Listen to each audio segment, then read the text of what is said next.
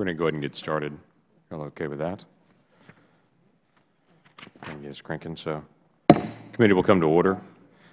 The opening statements from myself and our ranking member, Mr. Conley, I'm going to have submitted for the record in writing, so we can go ahead and just move on as quickly as we can. I do have one letter that I'm also asking for unanimous consent to be able to submitted for the record, a letter to Doug Ellendorf, and with no other reason to deny that, I would assume that we can receive that by unanimous consent on that. Basic ground rules of the hearing. Each of you has been asked to submit a written statement for the record. We've also asked you to prepare an oral opening statement no longer than 5 minutes, so we can allow time for questions and discussion after your statement. You'll see on your desk a series of lights and a clock which will count down from 5 minutes. I know you all have been briefed on this already. After the entire panel has given their oral statements, we'll have a few questions for you. We'll do those questions in 4-minute increments and get a chance just to clip through that as well. We'll be strictly enforcing the time today. Obviously, we have a very tight schedule that's been interrupted by votes. So we're grateful that you're here and that you have taken a significant amount of time to be able to prepare your testimony. Do you have any questions about going through the oral portion of this? Thank you. I would like to now read the mission statement of our committee, and then we will swear you in. We exist to secure, as the Oversight and Government Reform Committee, we exist to secure two fundamental principles. First, Americans have a right to know that the money Washington takes from them is well spent. And second, Americans deserve an efficient, effective government that works for them. Our duty on the Oversight and Government Reform Committee is to protect these rights. It is our solemn responsibility to hold government accountable to taxpayers, because taxpayers do have the right to know what they get from their government. We will work tirelessly in partnership with citizen watchdogs to deliver the facts to the American people and bring genuine reform to the Federal bureaucracy. This is the mission of the Oversight and Government Reform Committee. We have 3 witnesses that we are receiving testimony from today. The Honorable Joni Cutler is a member of the South Dakota State Senate representing the 14th District of South Dakota, serves on the Executive Committee of the National Conference of State Legislatures. Prior to service in State Senate, Senator Cutler served in the South Dakota State House of Representatives for 8 years. Thanks for being here. Mr. Raymond Keating is the Chief Economist at the Small Business and Entrepreneur Council and serves as adjunct professor in the Business School at Downing College. And Mr. John Arnsmeyer is the founder and CEO of the Small Business Majority. Prior to that, he was the Chief Operating Officer of a multimedia business and an attorney in New York. Thank you all for being here. It is our typical practice here that we swear in guests when they come in the hearing time. So if you please rise and raise your right hands. Do you solemnly swear that the testimony you are about to give to this committee will be the truth, the whole truth, and nothing but the truth, so help you God? Thank you very much. Let the record reflect that all witnesses answered in the affirmative. Please be seated. I would like to receive the testimony first from Joni Cutler, and please, you have 5 minutes. Thank you. Thank you, Mr. Chairman, and good afternoon. Chairman Lankford, Ranking Member Conley, and distinguished members of the Subcommittee on Technology, Information Policy, Intergovernmental Relations, and Procurement Reform. I'm Senator Joni Cutler, a member of the South Dakota Senate. I'm also a member of the Executive Committee of the National Conference of State Legislatures, on whose behalf I'm testifying. NCSL is a bipartisan organization representing the 50 state legislatures and the legislatures of our nation's Commonwealth, territories, and District of Columbia. I'm very appreciative of this opportunity to testify on the state's experience with unfunded and underfunded federal mandates. This hearing is particularly timely for 3 reasons. First, legislative, regulatory, and fiscal burdens the federal government imposes on state and local governments are often overlooked and frequently underappreciated. Second, we have just celebrated the 16th anniversary of the enactment of the Unfunded Mandates Reform Act and have learned much about its effectiveness and drawbacks that I will share with you today. Third, Congress and the administration are embarking on an effort to rein in annual deficits and manage the national debt. And that effort will unavoidably put on the table state-federal partnerships, intergovernmental relationships, and basic issues regarding fiscal federalism. In 1995, NCSL and our fellow state and local national organizations hailed the bipartisan passage and enactment of UMRA. That law enhanced the visibility of potential unfunded federal mandates and cost shifts, and in some instances changed the nature of the discussions leading to passage of federal legislation. It has led to the development of an able division within the Congressional Budget Office that produces vital intergovernmental mandate analysis and an annual report on UMRA. UMRA's procedural hammer, or more so the threat of using this hammer, has seemingly acted to douse some efforts to impose unfunded mandates and shift costs to states and localities. A reading of any annual CBO report on UMRA shows how few mandated actions exceed the law's threshold. However, UMRA's limitations make it a candidate for improvement and strengthening, and legislation accomplishing such originating in this subcommittee would be very helpful. UMRA's limits will not serve the essential conversation needed to address reduced future federal funding or discretionary or mandatory programs. Its limits, loopholes, much the result of negotiations that took place 16 years ago, omit many mandates in the eyes of state legislators and other state and local elected officials. These omissions include new conditions of grants and aid, reduction of federal funds without commensurate reduction in program or administrative requirements, sanctions for failure to comply with unfunded mandates, and creation of underfunded national expectations. Therefore, NCSL is urging a three-pronged approach to improve UMRA, broaden cooperation and discussion on state and federal programs. First, NCSL's policy supports legislation that will correct UMRA's limitations. For example, H.R. 2255 from the 111th Congress serves as an excellent example of bipartisan-sponsored legislation that would enjoy support from me and my fellow lawmakers if offered again in the 112th Congress. Such legislation needs to include open-ended entitlements in any mandatory or entitlement program with capped federal funding participation in the definition of an unfunded mandate. It should also eliminate program exclusions in the underlying current statute and include new conditions imposed through older programs under the definition of a mandate. It must also include conditions of grants in aid. And among several points made in my written testimony, a revised UMRA law should require federal reimbursement to state and local governments for costs imposed on them by any new federal mandates for as long as the mandate exists. Second, the House and Senate budget resolutions for FY12 should contain general instructions to appropriators and committees of jurisdiction to avoid creating or expanding existing unfunded or underfunded mandates. I urge this subcommittee's membership to prod your leadership and budget committee chairs to include this instruction in the FY 2012 and subsequent year budget resolutions. Third, finally, there are several pending reauthorizations before the 112th Congress. For the most part, committees other than Oversight and Government Reform have jurisdiction over them. However, any effort to reauthorize an existing program, such as No Child Left Behind, the Temporary Assistance for Needy Families Block Grant, and the Safety Lou Transportation Program, should be seen as an opportunity for this subcommittee to explore repeal or minimize the provisions that shift costs to states. They should also be seen as opportunities to provide program and administrative savings for all levels of government simultaneously while maintaining essential public services. Mr. Chairman and Ranking Member Conley, NCSL offers to work together with you to address what are hopefully mutual concerns regarding these authorizations. Mr. Chairman, thank you for inviting me and the National Conference of State Legislatures to testify before you today. I look forward to responding to questions subcommittee members may have. Thank you very much. Mr. Keating. Are we counting? I'm sorry.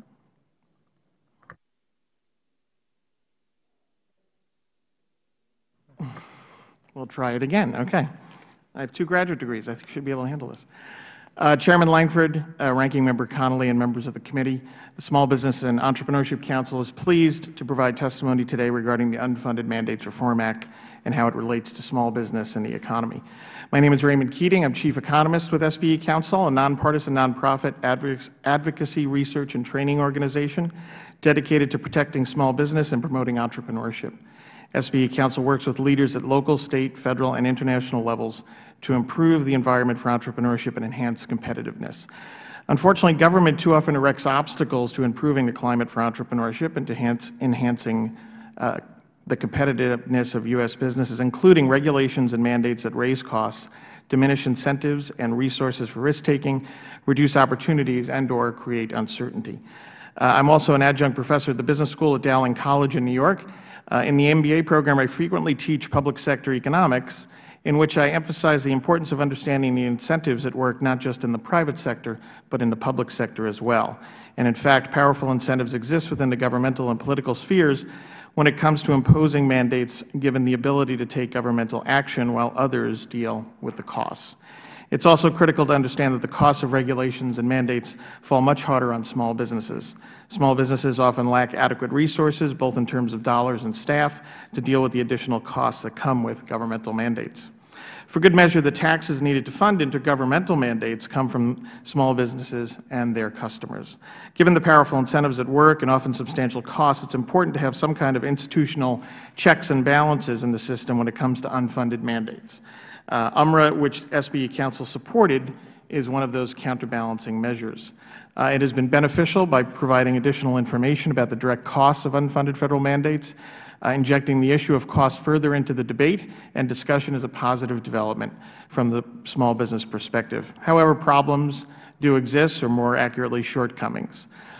First, I'll name three very quickly. First, new regulations being proposed under the Dodd-Frank Wall Street Reform and Consumer Protection Act have the potential to restrict access to and raise the cost of capital and credit for small business owners. Proposed Federal Reserve rules regarding interchange fees, for example, could make a currently challenging problem much worse for small businesses.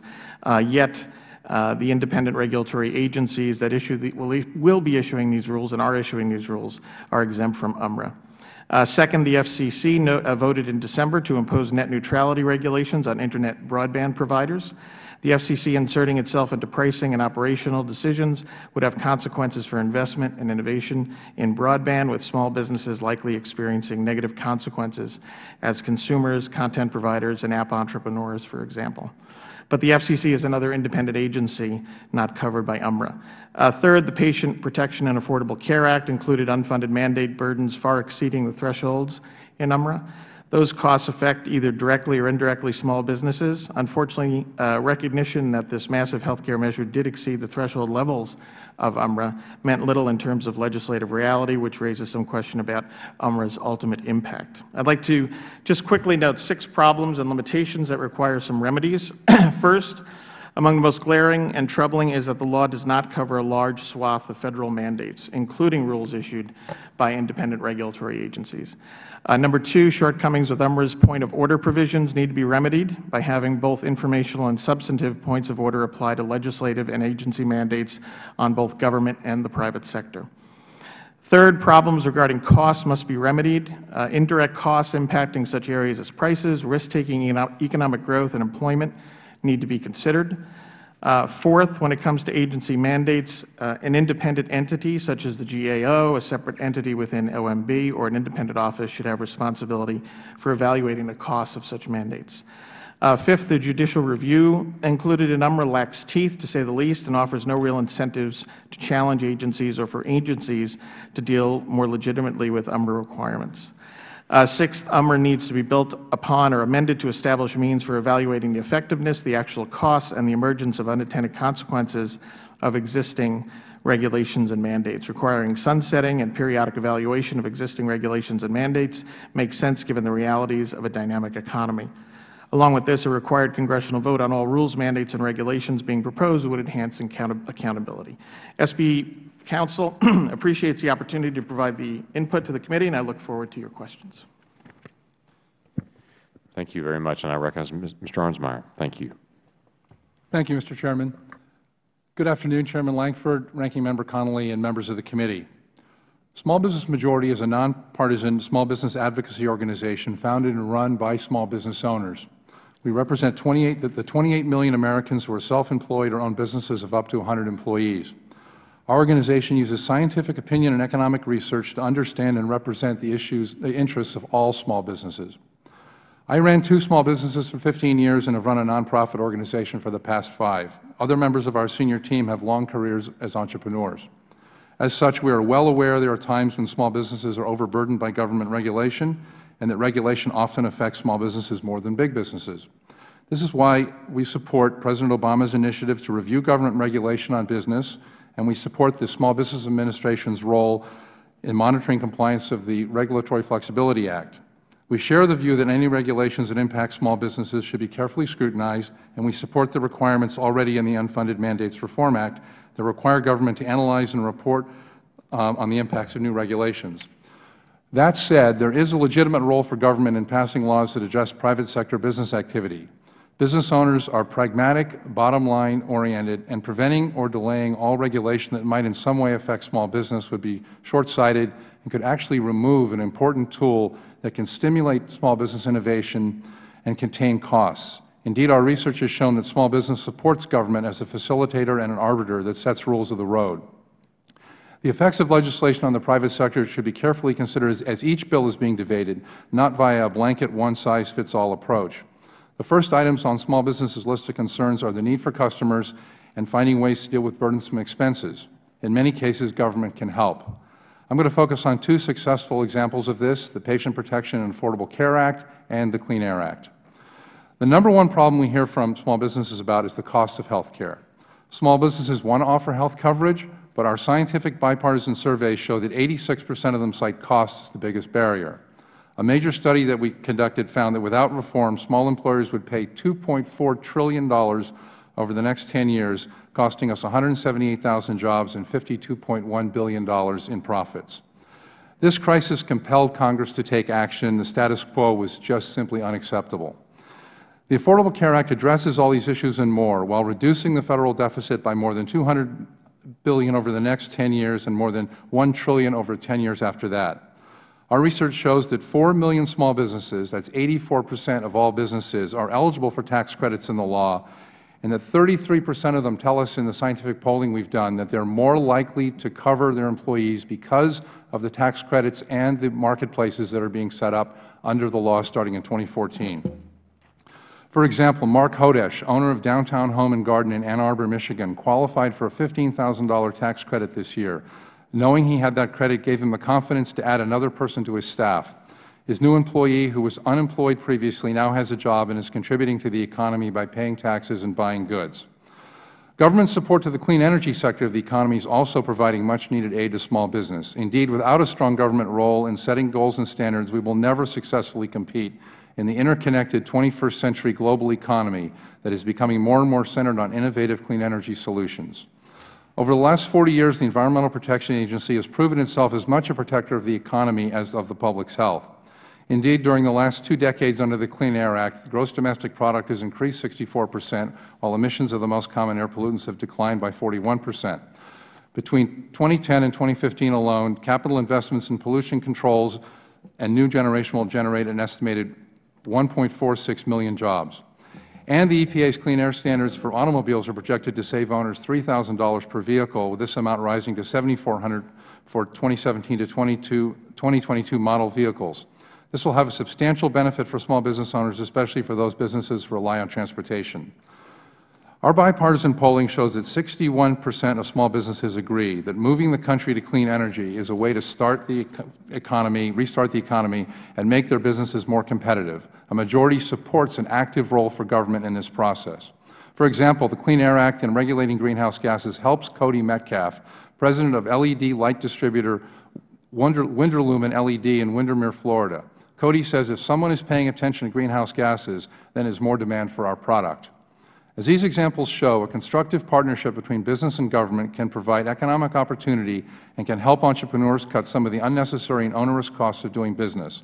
Wielding a legislative hammer rather than employing a judicious and precise scalpel risks quashing a role for government that is often a boon to small business. Thank you. Thank you very much. Based on a prior agreement that I have with the ranking member, I'm going to recognize myself for 4 minutes, and we'll do 4-minute questioning time on that. Senator Kettler, thank you for being here. Thank all of you for being here, in fact, and for your testimony, both written and oral. I'd like to also add that if anyone else wanted to be able to submit a statement, that they could certainly do that in writing, and we'll receive those for the next 7 days. Senator Kettler, you make a couple of terms on there. You talk about statutory caps, for instance, and talking about when caps are then added, you'd like to have some basic statutory relief that would offset that, that it may be a situation where you're not looking for additional funds but looking for additional offsets. Can you elaborate more on that, what you mean? Well, I think really if I could make one point and have one takeaway point for you today, it would be that in all of this, what we're really looking for is the difference between theory and effect. Really the idea that whatever is in the statute should clearly reflect the effect that it's going to have on the states as we struggle so hard right now in these times to balance our budgets.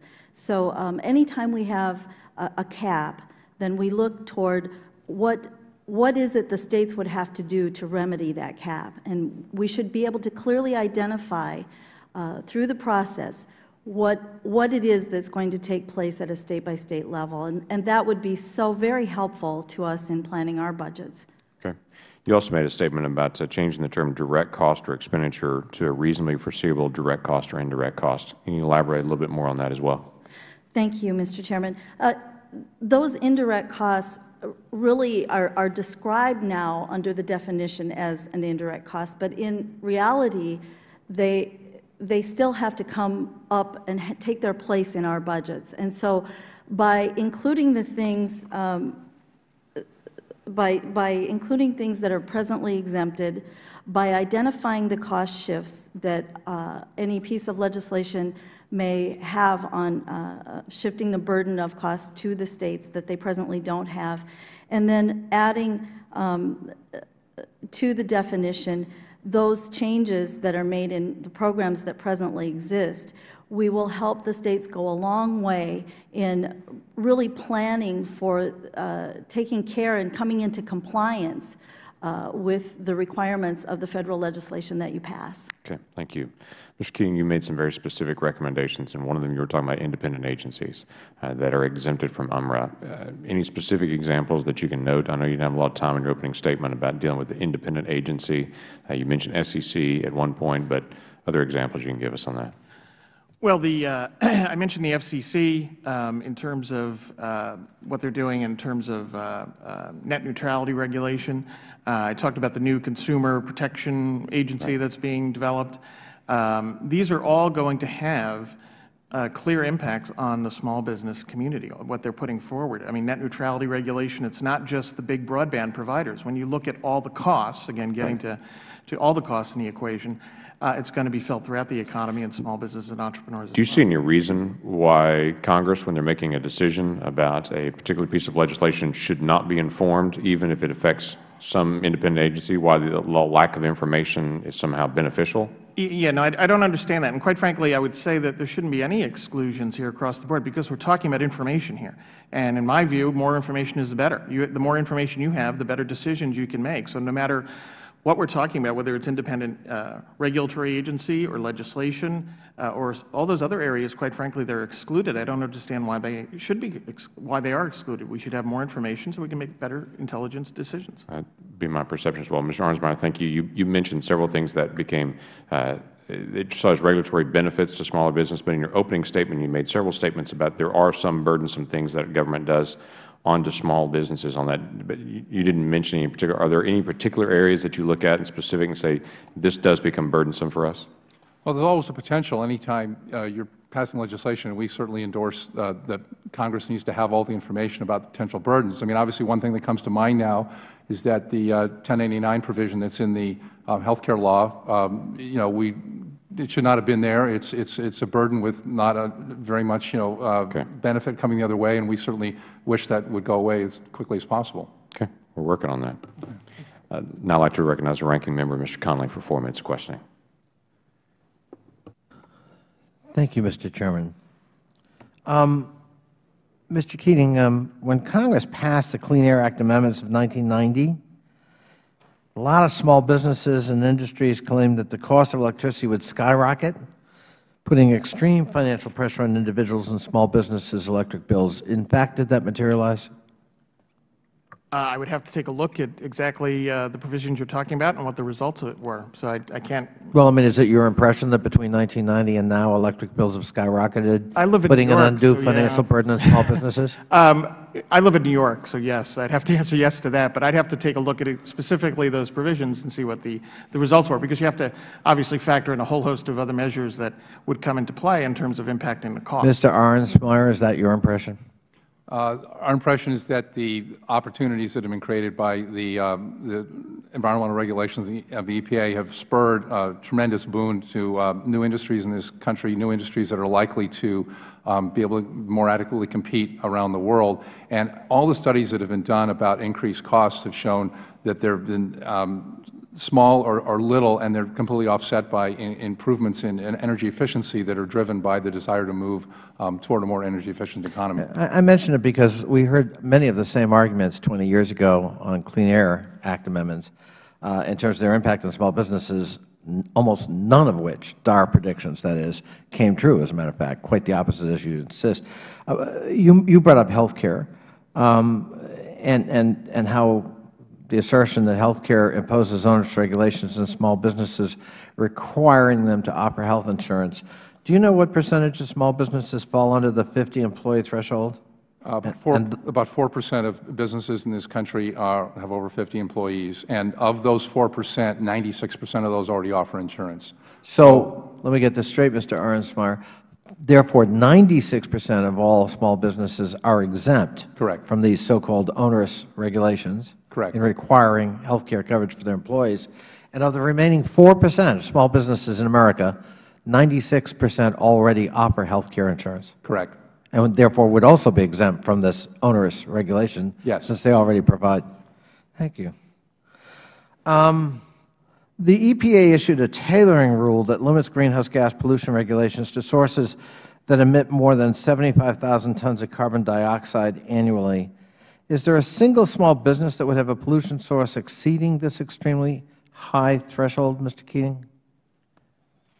I would have to, take a look at the details of that, but of course small businesses are going to be affected if costs rise for utility firms and manufacturing. So even if you see higher costs on larger firms and on utilities, that obviously is going to affect small businesses. Mr. Arnsmeyer? My understanding is that, you have limits on the traditional emissions, sulfur dioxide, things like that, and those completely exempted. There's no possible way any small business would fall under those. And then with the greenhouse gas rules, they've raised that substantially, so it kind of matches up with the size of the facilities that would be covered by the traditional pollutants. And so basically, even under the greenhouse gas rules, there's no way any small business would be directly impacted by that. And the indirect impacts are, so we've seen figures like, half of a cent, which is, that's on a unit basis. And when you start to look at the energy efficiency across the whole economy, the costs are going to come down dramatically as we sort of move in that direction. Real quickly, thank you. Senator Cutler, real quickly, I also came from local government, spent 14 years in local government. Do you see a difference between unfunded mandates with respect to state and local government and the regulation of private industry? Are those two different things? I think, and thank you for the question, I think oftentimes there is an overlap. You can't often move one piece without a resulting effect on the other piece. So I don't know if I'm getting to the heart of your question or not, but we certainly hear from our local governments often in the legislature as regarding all of the things that we do and the impact that they have. And I think that's part of why we're here today, is to say we really need to make sure that all of the work that we do is that people clearly understand the impact on their business and on state government and on local government. Thank you. My time is up, Mr. Chairman. Thank you. I recognize Mr. Farenthold for 4 minutes. Thank you very much. I think I want to start off with Mr. Keating. You've heard Mr. Arnsmeyer's testimony indicating that the Affordable Care Act and Clean Air Act have actually created more jobs. That goes very much against what I hear from the folks back home in South Texas, and that the burdens that the Affordable Care Act would place, and that certainly the EPA's overzealous enforcement of the Clean Air Act and expansion of it in Texas and taking that over from the Texas state government is adversely affecting business. Would your members agree with Mr. Arnsmeyer's statement? No. We have some 100,000 members, and you can pick and choose your studies, but if you want to look at the greenhouse gas regulations, the overwhelming work that's been done on this shows that costs are going to skyrocket in terms of the cost of carbon-based energy. There's no way you can reduce emissions or cap emissions without, in effect, raising the costs of carbon-based energy. That's the reality of it.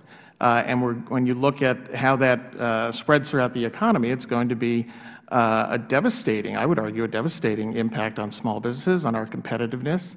And in terms of the Health Care Reform Act, again, our members would strongly disagree. You can go down the line, the pay-or-play mandate, the individual mandate, the dictates on what exactly is the government going to mandate through these exchanges that we have. We keep hearing that we're going to have more competition and choice. I think it's more of a vehicle for mandates and regulations. So all the way down the board, I think these issues are major, major cost worries, and they certainly create a tremendous amount of uncertainty for small business. Thank you very much. Senator Cutler, I was wondering if in your state it was similar to what we experienced in Texas, that the delay associated with complying with specifically federal regulations and getting things like highway projects or building projects permitted through the various agencies really seems to take an excessive amount of time. The numbers I hear are between 3 and 7 years and drive the costs up significantly. Are you seeing that in your state as well? Yes, and in fact, one example I'd like to give you is one that we don't often think of, and that is the Adam Walsh Sex Offender Registry Notification Act. I've been involved in several attempts to find out through the rulemaking process and the Department of Justice just what the responsibilities for coming into compliance would be. And even after through 2 administrations and 5 years of extensions to come into compliance, I believe there are still at this point only 4 states that have been able to come into compliance. And it's not because they aren't trying, and states have a lot to lose. Their burn grant funds hinge on coming into compliance with Adam Walsh and SORNA. So it's an example of the very thing you're talking about. All right, I have less than a minute left, but I wanted to just do a quick question to each of the members of the panel. There are some proposals being bantered around in this Congress for perhaps a 24-month moratorium on new federal regulations, just to give businesses time to catch up and catch their breath and get going. What would each of you feel about that?